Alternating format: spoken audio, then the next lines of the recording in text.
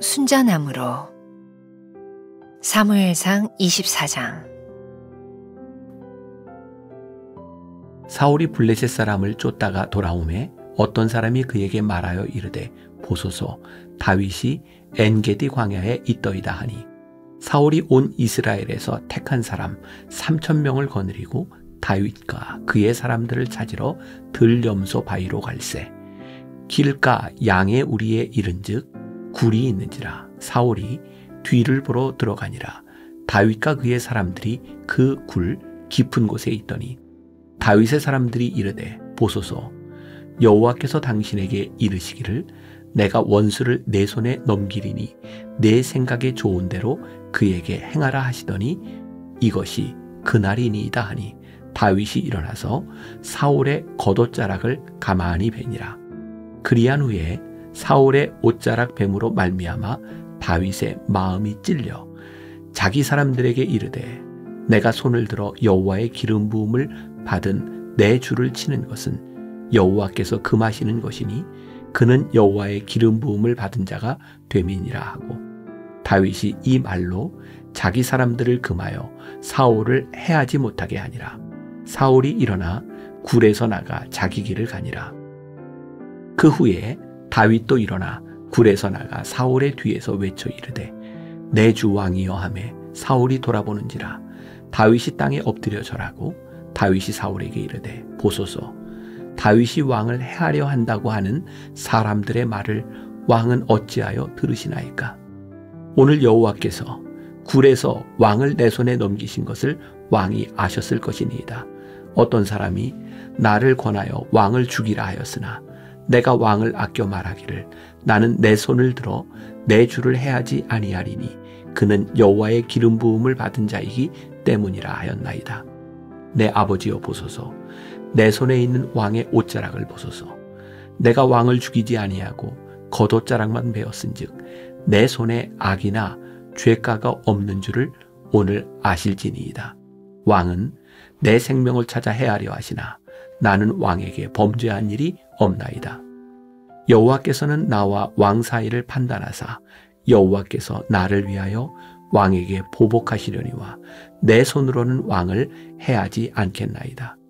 옛 속담에 말하기를 악은 악인에게서 난다 하였으니 내 손이 왕을 해하지 아니하리이다.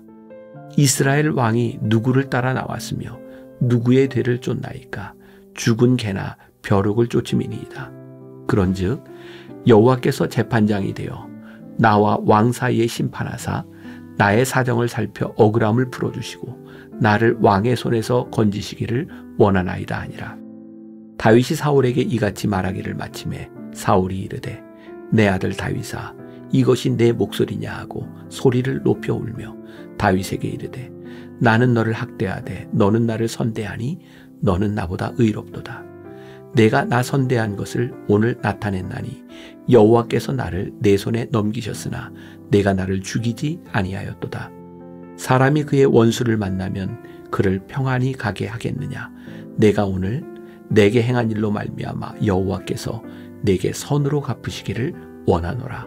보라, 나는 내가 반드시 왕이 될 것을 알고 이스라엘 나라가 내 손에 견고히 설 것을 아노니 그런즉 너는 내 후손을 끊지 아니하며 내 아버지의 집에서 내 이름을 멸하지 아니할 것을 이제 여호와의 이름으로 내게 맹세하라 하니라. 다윗이 사울에게 맹세하매 사울은 집으로 돌아가고 다윗과 그의 사람들은 요새로 올라가니라. 다윗은 순전한 성품의 사람이었습니다. 그의 순전함은 주변의 많은 사람에게 감동을 주었습니다. 순전함은 사람들에게 신뢰를 줍니다. 신뢰를 주지 못하는 사람은 리더의 자격이 없습니다. 이러한 의미에서 볼 때 다윗은 성공할 만한 좋은 자질을 가진 사람이었습니다. 무엇보다 다윗은 좋은 성품의 소유자였습니다. 그의 삶의 태도를 보면서 사람들은 그를 신뢰할 수밖에 없었습니다. 엔게디 광야의 굴에서 있었던 사건은 그의 순전함을 그대로 보여줍니다. 사울이 다윗을 죽이기 위해 3,000명의 군대를 거느리고 엔게디 광야로 들어갔다가 볼일을 보기 위해 굴에 들어갔습니다. 마침 다윗이 사울을 피해 숨어있던 굴이었습니다. 무기도 없이 들어온 사울을 단번에 죽일 기회였습니다. 부하들이 사울을 죽이자고 선동했지만 다윗은 여호와의 기름 부음 받은 자를 칠 수 없다고 말합니다. 다윗을 따르던 자들이 이 모습을 보고 감동합니다. 사울마저도 감동하여 다윗을 칭찬했습니다. 다윗의 태도는 이후에도 변함이 없었습니다. 아무에게도 악을 악으로 갚지 말고 모든 사람 앞에서 선한 일을 도모하라. 다윗의 순전함은 하나님을 의지했기에 가능했습니다. 하나님을 신뢰하고 의지하는 사람은 조변 섞게 하지 않습니다. 다윗은 하나님을 굳게 신뢰했습니다.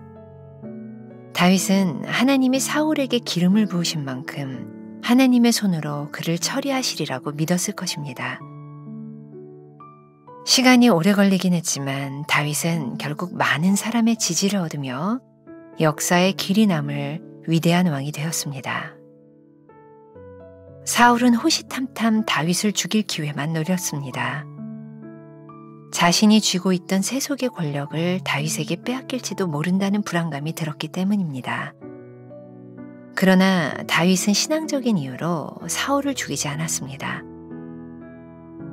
하나님의 기준이 다윗의 기준이 되었기 때문입니다. 이것이 바로 순전함입니다. 나는 세속적입니까? 아니면 신앙적입니까? 어떤 상황에서도 흔들리지 않는 순전함이 있습니까? 하나님을 의지할 때 순전해질 수 있음을 믿습니까? 오늘은 9월 26일입니다. 오늘도 다윗의 이야기를 통하여 순전함에 대한 말씀을 나누려고 합니다. 이 순전함이라고 하는 인테그리티라고 하는 말을 저는 개인적으로 참 좋아하고 미국에 살 때 어떤 사람을 이야기하는 가장 큰 칭찬 중에 하나가 저 사람은 인테그리티가 있어 라는 말인 것 같아요. 우리나라 말로 순전하다 이렇게 표현이 되어 있는데 다윗에 대한 순전함을 우리들이 한번 생각해 보려고 합니다. 자, 9월 한 달은 우리들이 성품에 대한 이야기를 하는 거 기억하시죠? 자, 벌써 9월 26일인데 말씀을 여러분들이 함께 묵상하면서 여러분들의 성품이 좀 좋아지셨죠?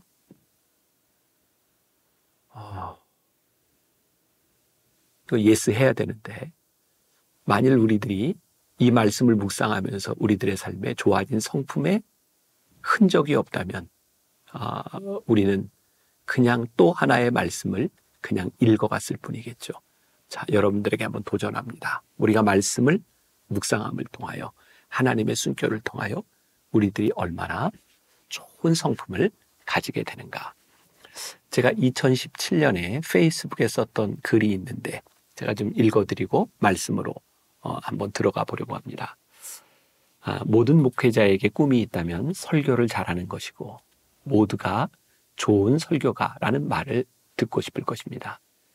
그런데 모든 사람들이 그렇게 좋은 설교자가 되는 것은 아닌 듯합니다. 모든 성도들에게 꿈이 있다면 좋은 교인, 좋은 그리스도인이 되는 꿈이 있을 것입니다. 하지만 때로는 건강이, 때로는 성품이, 때로는 우리의 환경이 그렇게 호락호락하지 않습니다.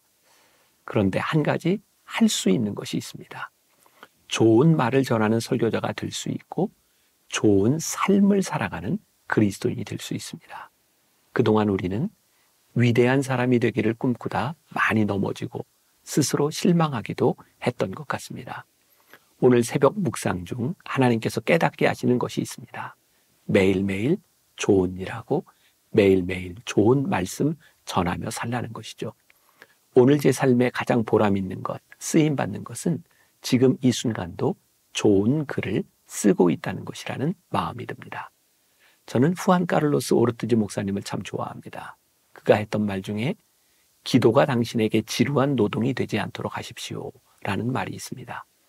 아주 위대한 신앙적 결단인 것 같지만 시간을 정해놓고 기도해야지라고 결단하는 순간 기도가 노동이 될 수도 있다는 것입니다. 가만히 생각해 보니 목회를 하면서 기도의 기쁨보다 기도의 부담을 느끼는 때가 점점 더 많아지는 것 같습니다. 굳이 결심하지 않아도 기도가 좋아져야 정상적인 신앙일 것 같은데 말입니다. 올 한 해를 갈급함이라는 단어를 가지고 시작합니다.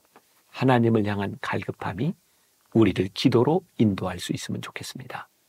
오르티즈 목사님의 말 가운데 깊이 남아있는 것이 있습니다. 이런 물음인데, 당신은 하나님의 말씀을 듣는 자입니까? 아니면 하나님의 말씀을 행하는 자입니까?